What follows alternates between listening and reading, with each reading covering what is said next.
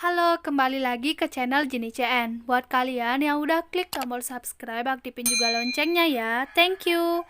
Daripada lama, yuk cus lanjut. Kali ini gue bakalan bahas film yang lagi viral di medsos temen gue. Dan kalau nggak salah, ada salah satu komentar yang nyaranin gue review film ini. Jadi karena film ini juga bagus banget, akhirnya gue mutusin buat ngasih spoiler dari film ini. Pemeran utama film ini adalah Lin. Dia adalah gadis cantik yang memiliki kecerdasan di atas rata-rata. Namun sayangnya, dia tidak terlalu kaya sehingga memerlukan beasiswa jika ingin bersekolah di sekolah yang elit. Film ini diawali dengan Lin yang mengikuti kejuaraan kosakata bahasa Inggris tingkat SMP. Lawannya adalah Sorawit. Namun saat pertandingan itu, Lin tahu jika Sorawit telah melakukan kecurangan. Tapi bukan Lin namanya jika dia harus kalah, karena pada detik-detik terakhirnya, Lin bisa mengeja kosakata dengan benar, sehingga dialah pemenangnya. Singkat cerita, Lin pun mendapat beasiswa untuk bersekolah di sekolah yang elit. Lin sangat senang dengan suasana sekolahnya yang baru, karena di sana apa-apa itu serba ada pokoknya. Beda banget sama sekolahnya yang dulu. Lin pun sangat antusias saat menceritakan itu pada ayahnya.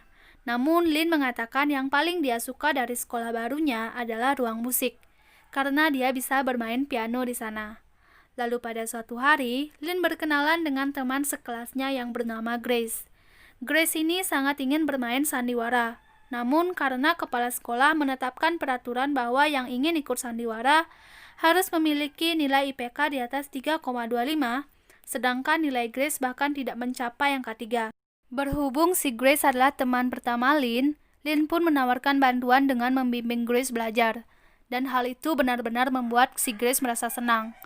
Di perpustakaan, Grace menyerahkan sebuah lembar soal yang ia dapat dari kelas bimbelnya Pak Sopon. Grace menjelaskan setiap siswa yang ikut kelas bimbelnya Pak Sopon pasti akan mendapat nilai yang tinggi. Namun sayangnya, Grace sama sekali tak bisa menjawab satu soal pun karena dasarnya emang gak mau masuk ke otaknya guys. Grace pun merayu Lin untuk mengajarinya dan Lin pun mulai mengajari Grace. Ujian tengah semester telah tiba. Saat Lin membaca lembar demi lembar soal tersebut, ternyata soalnya sama persis dong sama soal yang diberikan Grace waktu di perpustakaan. Si Lin mulai curiga dan ia mengatakan pada Grace jika soalnya sama. Si Grace yang aslinya lemot bahkan gak menyadari hal itu. Namun karena si Lin berbicara pada saat ujian, ia malah dilempari kapur tulis sama si Pak Sopon. Terus si Pak Sopon bilang, gak boleh ada yang bicara saat ujian. Kalau ada yang ketahuan curang, dia bakal dinyatakan gagal. Entah apa yang dipikirkan si Lin, dia malah nekat ngasih jawaban ke Grace menggunakan penghapus. Ngasih penghapusnya pun perlu kecerdikan ya guys. Pertama-tama, si Lin menulisin penghapusnya dengan jawaban. Terus dia letakin deh tuh penghapusnya di sepatunya dia. Tapi sialnya, si Pak Sopon malah berjalan ke arah Lin. Dan di sini gue deg-degan anjir, ketahuan gak ya? Untungnya, si Pak Sopon cuma ngambil kapur yang tadi ia lempar ke arah Lin. Dan setelah Pak Sopon kembali duduk, Lin pun mulai melancarkan aksinya, yaitu menendang sepatunya ke arah Grace. Dan berhasil guys, gak ketahuan. Karena si Grace mencontek jawaban Lin, dia pun mendapat nilai sempurna sama seperti Lin. Dan karena Lin sudah membantunya, Grace pun mengajak Lin untuk makan bersama. Sekalian ia juga ingin mengenalkan Lin pada pacarnya yang bernama Pat. Mereka sampai di apartemen mewah milik keluarga Pat. Pat adalah cowok kaya, tapi sayangnya dia itu bodoh. Sehingga dia meminta Lin untuk memberikan contekan sama seperti yang Lin lakukan pada Grace. Lin sempat menolak, namun Pat mengatakan ia akan membayar jika Lin mau membantunya. Dan pada malam harinya, Lin mengetahui fakta bahwa ayahnya telah meminjam uang demi membayar sekolah Lin. Ya, sebenarnya Lin itu memang dapat beasiswa guys. Tapi beasiswanya tuh dibagi dua sama anak pintar di sekolah itu. Jadi ayah Lin harus tetap bayar biaya sekolah sebesar 30.000 baht. Keesokan harinya, Lin melihat anak kecil yang mencoba meraih mobilnya. Lin mencoba menolong anak itu dengan menaiki kursi, tapi seorang pria datang dan mengatakan, hati-hati jika jatuh bisa patah tulang. Oke, kalian tahu siapa pria ini? Dia adalah murid pintar yang juga mendapat beasiswa di sekolah itu. Namanya adalah Beng. Beng membantu anak itu dengan menggendongnya sehingga anak itu bisa meraih mobilnya. Setelah mendapat mobilnya, si anak bertanya, apakah Lin dan Beng berpacaran? Mereka pun menggeleng, terus si Beng ngasih balonnya ke anak itu. Namun si anak gak mau dan bilang, kau berikan untuk pacarmu saja, aku tidak mau. Terus si anak itu pergi begitu saja. Si Beng memperkenalkan namanya pada Lin, begitupun sebaliknya. Saat mengetahui Lin adalah saingannya dalam mendapat beasiswa, raut wajah Beng langsung berubah dan mengatakan pada Lin jika dia sudah merebut beasiswanya. Lin mengatakan, bukankah mereka berbagi? Si Beng dengan tegas mengatakan ia tidak mau berbagi. Terus si Lin nanya, mereka masih bisa temenan kan? Dan si Beng jawab dia nggak mau temenan sama Lin. Yang gue tahu di sini masalahnya cuma beasiswa. Si Beng nggak mau temenan bukan berarti dia musuhin si Lin. Tapi lebih ke dimana si Beng nggak mau ada salah satu dari mereka yang terluka cuman karena ngerebutin beasiswa. Scene berganti di mana Lin menemukan ayahnya tengah tertidur di ruang kerjanya. Melihat ayahnya yang bekerja keras seperti itu membuat Lin tidak tega. Ia pun menerima tawaran Pat untuk memberikannya contekan di setiap ujian akhir semester. Namun Pat harus membayarnya sebesar 30.000 baht, atau setara dengan kurang lebih 14 jutaan. Sekali nyontek dibayar segitu. Karena si Pat orang kaya, dia nggak mikir dua kali lah, dan kesepakatan pun terjadi. Singkat cerita, di ujian akhir semester, Lin mulai merencanakan strategi baru. Karena pengawasnya adalah Pak Sopon, Lin sudah membuat rencana yang begitu matang, yaitu ia mencoba mengalihkan perhatian Pak Sopon dengan menuliskan sesuatu di penghapusnya. Pak Sopon mencoba mengambil penghapus itu, namun penghapusnya malah bertulis, guru memberikan bocoran soal kepada para murid. Lin mengancam dia akan mengadu kepada kepala sekolah. Lin pun keluar ruangan karena dia memang sudah selesai mengerjakan ujiannya. Namun Pak Sopon malah mengikutinya. Lin membicarakan mengenai kecurangan Pak Sopon yang memberikan bocoran soal kepada murid yang mengikuti kelas bimbelnya. Lalu Pak Sopon bilang, ini tuh beda. Biar sekolahmu bahkan dibayar sama sekolah. Kamu bahkan gak sanggup ikut bimbel. Mendengar itu Lin pun undur diri. Namun Pak Sopon melihat Lin memasukkan tangan ke dalam saku roknya. Ia pun curiga jika Lin tengah merekam percakapan mereka. Lin mengatakan ia tidak merekam apapun. Namun saat Pak Sopon mengambil HP Lin, ia malah mendapati Lin yang tengah menelpon kepala sekolah. Di sana Pak Sopon langsung kaget, lalu Lin berterima kasih karena Pak Sopon telah mengatakan yang sebenarnya. Beberapa saat kemudian, semua murid telah keluar dari kelas dan Lin meminta HP-nya kembali. Lalu Pak Sopon pun pergi. Pat dan Grace menghampiri Lin. Lalu Grace menanyakan bagaimana keadaan Lin. Lin malah balik bertanya, bagaimana dengan kalian? Pat bertepuk tangan lalu menjawab, sesuai rencana. Ternyata, strategi Lin yaitu pertama, dia menandai jawabannya di kertas soal ujian. Kedua, Lin akan mengalihkan perhatian Pak Sopon tepat pada jam 10.05. Itulah alasan Lin menuliskan kecurangan Pak Sopon di penghapusnya, yaitu agar Pak Sopon mengikuti Lin keluar. Dan dengan begitu, Grace akan menukar lembar jawaban Lin, lalu menyalinnya pada penghapus, dan memberikannya pada Pat. Sesuai prediksi Lin, seharusnya tak akan ada yang mencurigai mereka, dan rencananya sukses guys. Pat mengatakan itu hebat.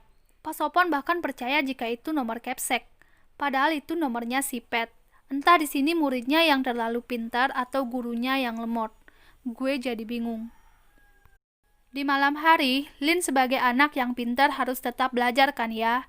Tapi dia mendapati HP-nya terus berbunyi sehingga ia memeriksanya. Ternyata yang berisik adalah grup kelasnya, yang mengatakan jika Capsek tahu mengenai bimbel Pak Sopon, sehingga Pak Sopon dipecat.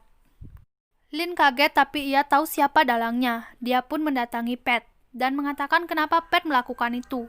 Padahal dia udah bilang kalau si Pak Sopon gak bakal memperhatikan mereka lagi. Namun Pat menjelaskan, jika dibiarkan suatu hari nanti mereka akan mendapat masalah. Keesokan harinya, Lin bertemu lagi dengan anak itu. Kita panggil aja dia si Otong guys, karena gue nggak tahu namanya. Lin nanyain kenapa si Otong di sini, apa dia nggak sekolah? Terus si Otong jawab, kalau bapaknya nyuruh dia nunggu di sana. Lalu beberapa saat kemudian, si Otong manggil bapaknya, lalu dia menghampiri bapaknya. Lin berbalik dan mendapati kalau bapaknya si Otong ternyata adalah Pak Sopon. Di sana Lin terlihat banget bersalah ya guys. Bahkan Pak Sopon gak bilang apa-apa lagi. Dia langsung pergi gitu aja meninggalkan Lin dengan rasa bersalahnya. Film pun ditutup dengan adegan di mana Grace berhasil mengikuti sandiwara. lalu diikuti dengan Pat, Grace, dan Lynn yang berjalan melewati koridor sekolah. Lalu terakhir ditampilkan Lynn yang sudah selesai bermain piano dan film pun berakhir. Gue bakalan langsung bahas episode 2, tapi gue cuma ambil bagian serunya aja. Karena jujur, selain contek-menyonteknya, bagi gue agak membosankan. Jadi ya sudahlah, ayo lanjut. Singkat cerita, Lynn dan Bang setuju untuk mengikuti acara TV yang bernama Teen Genius, yang lebih mirip ke cerdas cermat gitu. Dengan perjanjian siapapun yang memperoleh poin lebih banyak, dia akan mendapatkan beasiswa penuh untuk tahun depan. Saat cerdas cermat berlangsung, gue cukup salut sih dengan kombinasi mematikan antara Lynn dan Bang. Lynn mahir dalam bagian hitung-menghitung, sedangkan Bang mahir dalam menghafal. Dan gue di sini mikir gimana kalau mereka nikah. Akankah anaknya jadi seperfect yang gue bayangin? Entahlah, hanya Tuhan yang tahu. Akhirnya cerdas cermat tersebut dimenangkan oleh Lynn dan Bang. Namun kepala sekolah mengatakan jika hanya Lynn yang berhak mendapatkan beasiswa, dan hal itu tentu membuat Bang menjadi sedih. Namun sebenarnya Lynn juga sedih guys, tapi dia nggak bisa berbuat apa-apa, karena dia juga membutuhkan beasiswa tersebut. Nah, karena Lynn udah dapat beasiswa, si Pat nanyain, berarti si Lynn nggak bisa lagi dong ngasih contekan ke dia. Terus si Lynn jawab, mungkin aja. Tapi si Pat mulai main logika kepada Lynn. Pat bilang, jika bukan karena komputer-komputer itu, dia tak akan diterima di sekolah itu. Jadi bisa disimpulkan atau dilogikakan, meskipun Lynn mendapat beasiswa, tapi ia harus tetap bayar semacam biaya sponsor gitu guys. Kalau di sekolah elit kan emang kebanyakan gitu ya. Terus karena si Lynn orangnya pinter, dia cepat ngerti kemana arah pembicaraan Pat. Dia pun obrak-abrik laci bapaknya, terus nemuin tanda terima uang sekolah sebesar 200.000 baht. Astaga. Karena Lynn baru tahu hal itu, ia pun memutuskan menelpon Pat dan memintanya mencari orang-orang yang mau bayar dia dengan imbalan contekan. Dan Pat mengajak teman-temannya yang bernama Pink, Tong, dan Dek. Teman-teman Pat yang emang dasarnya nggak mau belajar ya. Terus si Lynn memperkenalkan metode barunya dalam memberikan contekan, yaitu dengan gerakan jari guys. Tapi si Dek komplain dan bilang itu tuh susah, gerakan jarinya nggak ada bedanya. Karena hal itulah, Lynn berusaha keras memikirkan metode baru yang lebih mudah. Dan saat ia bermain piano, Lynn mendapat metode yang lebih mudah untuk dipahami. Nah, tiba saatnya di mana ujian akhir semester. Kalian pasti penasaran kan dengan metode mencontek Lynn? Jujur gue nonton 5 kali baru ngerti, karena maklum IQ gue pas-pasan guys. Di sini ceritanya si Bang telat, terus terpaksa ujian di kelasnya Lynn, dan duduknya bahkan bersebelahan sama Lynn. Gue bakalan jelasin metode mencontek Lynn kali ini, yaitu Lynn menggunakan jam di kelasnya untuk memberikan jawaban. Lah, caranya gimana? Caranya yaitu jarum menit melambangkan nomor soal, dan jarum detik melambangkan jawaban soal. Sebenarnya sederhana guys, 60 soal itu 60 menit. Setiap 1 menit, Lynn akan memberikan 1 jawaban. Jadi, jika setiap 1 menit, Lynn akan memperhatikan jarum detik yang mengarah ke angka 1 yang berarti A, 2 yang berarti B, 3 yang berarti C, dan 4 yang berarti D. Terus cara bilang jawabannya gimana? Nah, misalnya pada menit pertama jawabannya A, Lynn akan menunggu jarum detik berhenti di angka 1. Lalu dia ngasih kode dengan gerakan tangannya. Dengan begitu, mereka semua jadi ngerti guys. Karena si Lynn gerak-gerak terus, si Bang pun jadi keganggu, terus nyuruh si Lynn diam. Tapi sialnya, guru pengawas malah ngeliat Bang ngejatuhin kertas. Dan ternyata, kertas itu adalah daftar pelanggan laundry milik ibu Bang. Bang pun malu, tapi si ibu pengawas malah maksa meriksa tas Bang. Karena ditodong terus, si Bang pun muntah, terus keluar kelas gitu aja. Singkat cerita, Lynn pun mendatangi Bang karena dia merasa bersalah. Lalu bilang ke Bang, kalau Lynn udah ngiklasin beasiswanya buat Bang, dengan alasan bapak Lynn menang lotre. Dan disinilah hubungan baik di antara mereka mulai terjalin guys. Sikap Bang yang awalnya dingin itu mulai hangat lagi.